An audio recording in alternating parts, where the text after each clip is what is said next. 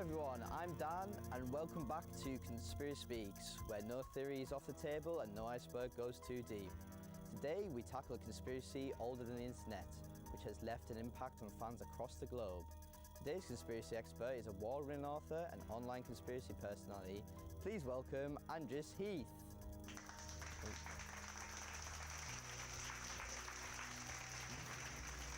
Hello. Hello, how are you? Never been better. How's yourself? Fantastic. Thank you I'm for great. having me. So fantastic to have you back in the studio. So your new book, Beneath the Iceberg, was a fascinating read. One chapter that taken the internet by storm tackles the question, is Paul McCartney really alive? Well, the short answer is no. How did you first come about this conspiracy theory? So it started because I grew up listening to quite a lot of the Beatles based off what my family were getting me into.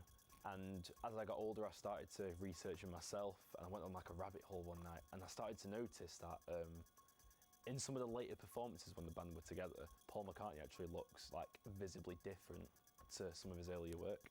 And it wasn't the case of just like, oh, he's aged or whatever. It was he's somehow grown randomly a couple of inches, and his hair was completely different. So I started researching it, and I asked my dad, and my dad said, oh yeah, it's a proper thing that it's an ongoing like conspiracy that Paul McCartney's actually dead. So why do you think this theory has resonated with people globally? I think because of the influence of the Beatles and like the longevity, how long they've been around for, even though they've not made music together for years, how they're still going strong, and how the ones that are alive are like still making music, still touring and stuff. And along with that, because Paul McCartney's one of the ones who is supposedly alive, so something that so substantial to happen so long ago, and new evidence keeps coming out like as the years go on. I feel like that's what's helped it keep its relevance over all these years. So this evidence you talk about, what sort of evidence is actually supporting this theory? Yeah, well, I personally think that the Beatles and like the team are doing it on purpose to like give consumers hints. I'll give you an example. So you know the iconic Abbey Road cover. So all the members in the group are walking left foot forward. You can see the shadows underneath them, and they've all got shoes on. Apart from Paul, for whatever reason, is walking right foot forward, no shoes on his feet, and there's the illusion that he's floating, that is like a ghost or something, supported by the fact that there's no shadow underneath where he's walking. And another thing with that is that Paul was famously left-handed, and he's holding a cigarette in his right hand.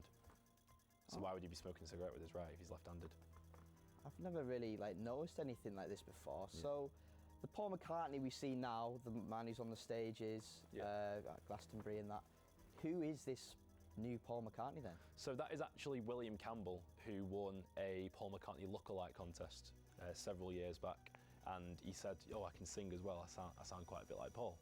So then when Paul McCartney passes away, he's replaced, hence why, as I was saying before, the later Paul McCartney that you saw, a bit taller, hair texture's completely different. It's obvious, really.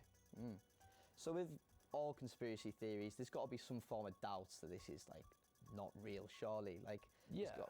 Definitely. So Paul McCartney is one of the ones that's supposedly alive, and he's still making music, he's still doing interviews and stuff.